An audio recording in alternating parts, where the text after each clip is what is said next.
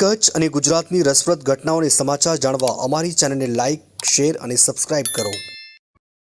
મારું નામ કુલદીપસિંહ દાદુભા ચૌહાણ. મેં માધાપર જુનાવાસ સીટ નંબર 2 ઉપર મારી ઉમેદવારી કરી. આજે તારીખ 17 અમે મધ્યસ્થ કાર્યાલયનું ઉદઘાટન રાખેલ છે. તેમાં મોટી સંખ્યામાં ભારતીય જનતા પાર્ટીના કાર્યકરો અને આગેવાનો ઉપસ્થિત રહેવાના છે. સાથે સાથે અમે ડોર ટુ ડોર અને લોક સંપર્કની પ્રક્રિયા પણ ચાલુ કરી દીધી છે, જેથી અમને ગ્રામજનોનો ખૂબ સારો સહયોગ મળી રહ્યો છે અને જનતા હર હંમેશ ભાજપના સાથે છે. વિકાસના કામોની વાત કરીએ તો વર્ષોથી ભારતીય જનતા પાર્ટીની જ અહીંયા સરકાર રહી છે.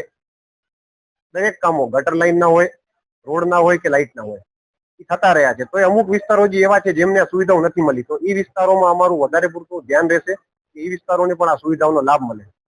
પ્રજાજનોની મુખ્ય વાત તો એ જ છે કે આ વખતે અમને યુવાનોને પાર્ટીએ જે તક આપી છે, તો પ્રજાજનોમાં પણ એક ઉત્સાહ છે કે આ લોકો અમારી વાતો સાંભળશે, જ્યારે અમે કહેશું ત્યારે ઉપસ્થિત રહેશે, એમના સારું ભાગદોડ કરી શકે અને એ જે કામો અમુક જગ્યાએ જે નથી થયા, જે વિસ્તારો નજરમાં હજી નથી આવ્યા, એ વિસ્તારો ઉપર વિશેષ ધ્યાન આપે એવી પ્રજાજનોની માંગ છે.